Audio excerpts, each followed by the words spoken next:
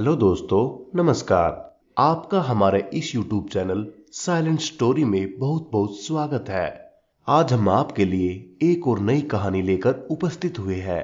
अगर अभी तक आपने हमारे इस YouTube चैनल को सब्सक्राइब नहीं किया है तो आपसे हाथ जोड़कर प्रार्थना है, कृपया करके हमारे इस चैनल को सब्सक्राइब कर लीजिए, वीडियो को लाइक और शेयर कीजिए।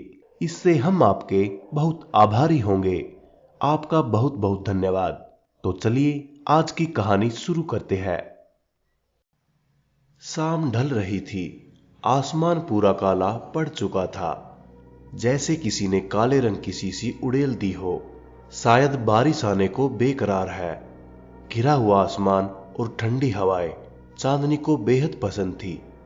बारिश चांदनी के बदन में एक अजब सी सिरन पैदा करती थी। चांदनी आईने के सामने पिछले आधे घंटे से बन संवर रही थी। बन संवर क्या, सजने की रिहर्सल कर रही थी। 3 बार तो साड़ियां चेंज कर चुकी थी। चांदनी को साज श्रृंगार का बहुत शौक था। आज उसे मिसिज कपूर की बेटी की शादी में जाना था। चांदनी कॉलेज की अध्यापक थी, मगर दिखती कॉलेज स्टूडेंट जैसी। वो हमेशा खूबसूरत दिखना और खूबसूरत रहना चाहती थी। चांदनी अब तैयार होकर रवाना ही हो रही थी कि उसकी नजर एक अखबार पर पड़ी। उसमें कोई भैरव चौक की खबर थी। लिखा था कि भैरव चौक नाम के एक छोटे से इलाके में बहुत सारी अजीबोगरीब घटनाएं घट रही है। कितनी वारदातें हुई, लूट मार, हत्या, अपहरण, बलात्कार, भूत प्रेत का साया, सभी घटनाएं वहीं तो घटी है। लोग वहां दिन के उजाले में भी जाने का साहस नहीं करते थे। ये खबर पढ़ते ही थोड़े समय पहले चांदनी का चमकता चेहरा फीका पड़ गया। उसके चेहरे पर मानो हल्का खौफ मंडरा रहा हो। थोड़ी देर वो खामोश होकर वहीं खड़ी रही, मानो ये खबर उसके मन में घर कर गई हो। चांदनी की खामोशी मिसिज कपूर के फोन ने तोड़ी। चांदनी ने फोन उठाया और बातें करते हुए वहां से कार में निकल गई। चांदनी को शादी में पहुंचने में कोई दिक्कत नहीं आई। चांदनी ने गाड़ी से बाहर निकलने से पहले एक बार फिर अपना चेहरा निहार लिया था।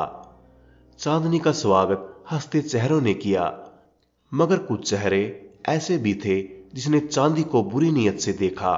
वो चेहरे थे कॉलेज के बदमाश, कॉलेज ट्रस्टी के बिगड़े हुए लड़के। कॉलेज उन लड़कों को 5 पापी के नाम से बुलाता था।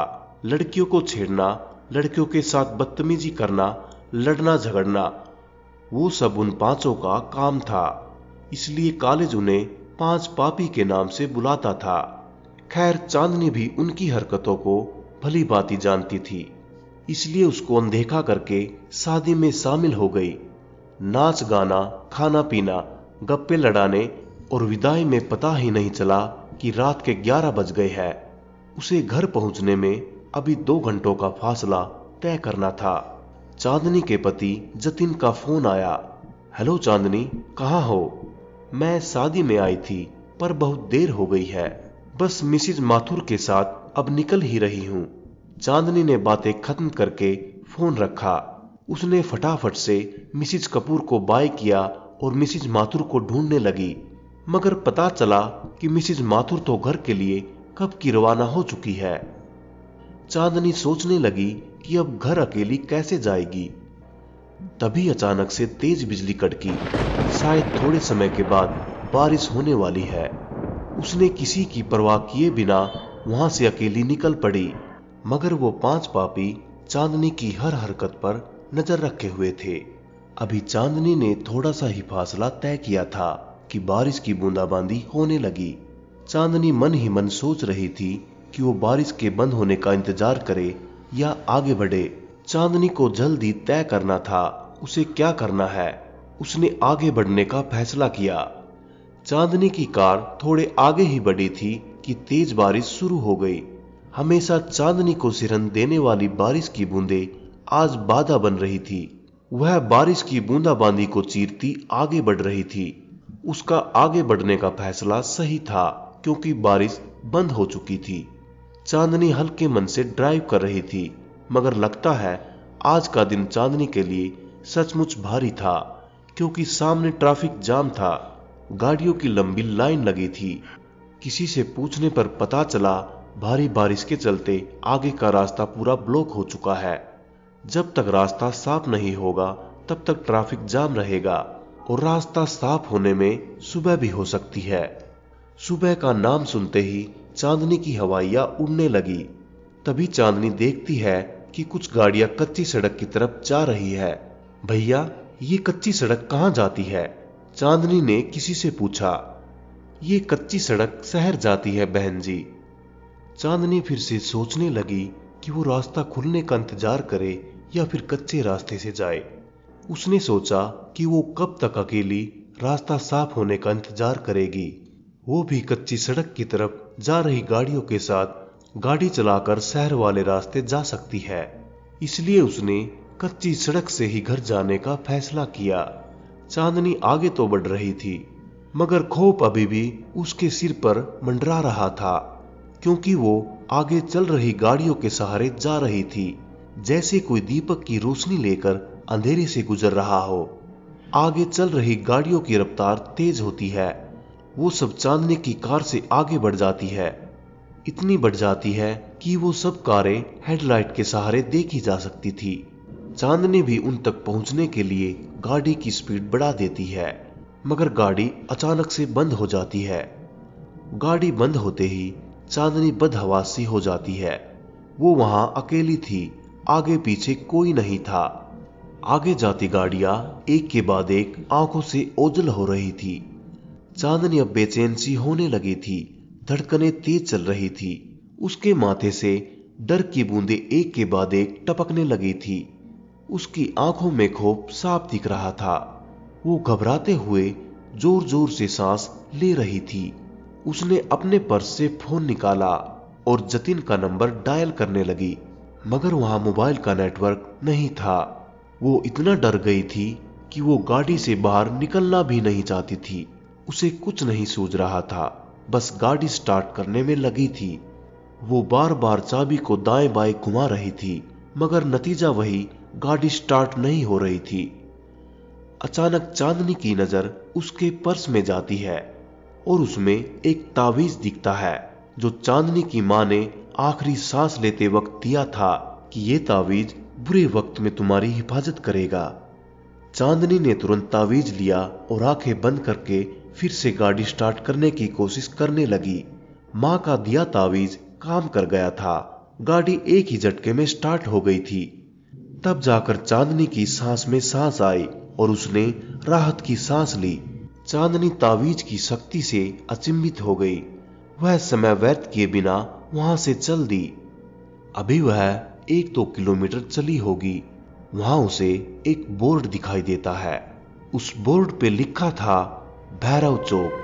भैरव चौक का नाम पढ़ते ही रोंगटे खड़े हो गए और आंखें खुली की खुली रह गई। उसकी सांसें फिर से तेज रफ्तार से बढ़ने लगी। वही भैरव चौक जिसके बारे में चांदनी ने पढ़ा था, जहां पर खून, बलात्कार जैसी वारदातें हुई थी। उसने फिर से तावीज को हाथ में थामा और एक पल के लिए आंखें बंद की, जैसे वो भगवान से दुआ मांग रही हो कि अब की बार गाड़ी बंद ना हो। मगर ये क्या, चांदनी की कार भैरव चौक के नाम से जो बोर्ड था उसके ठीक सामने आकर रुक गई। चांदनी ने बाहर का नजारा देखा तो वो बेहद अंधेरा और डरावना था। जुगनू की टमटमाती रोशनी के सिवा कुछ दिखाई नहीं दे रहा था। चांदनी ने फिर से तावीज उठाया, भगवान का नाम लेती हुई गाड़ी स्टार्ट करने में जुट गई।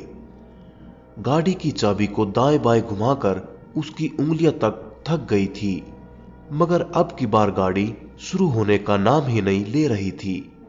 1-2 बार फोन भी लगाया, मगर वहां भी उसे नाकामयाबी ही मिली। वो इतनी डरी हुई थी कि गाड़ी से बाहर निकलने में भी उसके पैर कांप रहे थे। तभी उसे सामने कुछ दिखाई दिया। सामने से सफेद रंग की कुछ धुंधली धुंधली आकृति आ रही थी। चांदनी उसे देख दहल गई और बदन में कपकपी होने लगी। वो आकृति जैसे जैसे आगे आ रही थी, वैसे वैसे एक आकृति से 3 आकृतियां हो गई थी। काले घने अंधेरे में सफेद रंग साफ साफ दिख रहा था। चांदनी उसे देखकर बस सोच रही थी कि ये क्या आ रहा है। सफेद चादर ओढ़े कोई आदमी या फिर कोई भूत प्रेत। चांदनी के पसीने छूटने लगे थे। उसने जल्दी से गाड़ी के शीशे बंद किए और वहां बैठे बैठे तावीज को थामे आंखें बंद करके भगवान का नाम जपने लगी। अब वो आकृतियां चांदनी की गाड़ी के आगे पीछे मंडराने लगी थी। सहमे हुई चांदनी जोर जोर से सांसें लेकर हल्की सी कनकियों से देख रही थी। अचानक तभी किसी ने गाड़ी के शीशे पर जोरदार वार किया। चांदनी ने उस तरफ देखा तो मालूम पड़ा कि वो गाड़ी के शीशे तोड़ने की कोशिश कर रहे थे। वह घबरा के जोर जोर से चिल्लाने लगी, बचाओ बचाओ। चांदनी चिल्लाती रही और वो शीशे पर वार करते रहे और एक शीशा तोड़ दिया। शीशे टूटते ही चांदनी को कहीं से मदद मिल जाए इसलिए वो जोर से चिल्लाने लगी, बचाओ, कोई बचाओ मुझे। किसी ने गाड़ी का दरवाजा खोल दिया और चांदनी का हाथ पकड़ के गाड़ी से एक झटके में बाहर फेंक दिया। चांदनी गाड़ी से बाहर गिरकर एक पत्थर से टकरा गई। वह मानो अधमरी सी हो गई थी। उसने हिम्मत जुटाई और वहां से उठ खड़ी हो गई तो उसने देखा कि वहां 3 सफेद चादर ओढ़े 3 शख्स थे। उन तीनों के चेहरे काले, दहशत भरे और भयानक थे और सब हाथ में चाकू लेकर खड़े थे। चांदनी समझ गई कि ये सब लुटेरे हैं और बिना कुछ बोले चांदनी सोने चांदी के जेवर निकालने लगी। ये सब ले लो मगर मुझे जाने दो, चांदनी ने बिलखते हुए उन लुटेरों से कहा। एक लुटेरे ने तुरंत चांदनी के हाथों से सब जेवर छीन लिए। चांदनी अभी भी बिलख बिलख कर बस रोई जा रही थी। ये सब तो हम लेंगे ही मगर इतनी लूट काफी नहीं हमारे लिए। एक लुटेरे ने चांदनी के ऊपर हवस भरी नजर डालते हुए कहा। चांदनी लुटेरों का इरादा समझ गई थी और एक सांस लेकर वहां से भागी। वो तीनों भी चांदनी के पीछे भागे मगर सहमी हुई चांदनी कहां तक भागती। उन तीनों भेड़ियों ने आखिरकार चांदनी को पकड़ ही लिया। चांदनी पूरी ताकत से चिल्लाई, यहां तुम्हें बचाने वाला कोई नहीं आएगा, चिल्लाओ, जितना चिल्लाना हो उतना, एक लुटेरे ने हंसते हुए कहा। तभी एक लुटेरे पर पीछे से तेज वार होता है। वो लुटेरा वहीं ढेर हो जाता है। चांदनी को एक आशा की किरण दिखाई देती है। वो दोनों लुटेरे पीछे पलटकर देखते हैं कि वार किसने किया। चांदनी भी उसी तरफ देखती है जहां से वार हुआ था।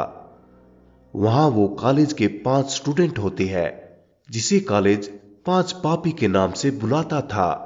वो 5 स्टूडेंट बचे 2 लुटेरों पर झपटते हैं, उन्हें मार मार कर बेहोश कर देते हैं। चांदनी वहां सहमी खड़ी आंखों से आंसू बरसाती देख रही थी और सोच रही थी कि जिन 5 पापी को बुरा और गलत समझ रही थी वही लोग आज चांदनी को बुरे हादसे से बचा रहे थे। मैडम, हम बुरे हैं मगर इज्जत सबकी करते हैं, आप बेफिक्र होकर जाइए। दोस्तों, अगर आप हमारे इस चैनल पर नए हैं तो प्लीज चैनल को सब्सक्राइब करना न भूलें। वीडियो को लाइक करें और अपने दोस्तों के साथ शेयर करें।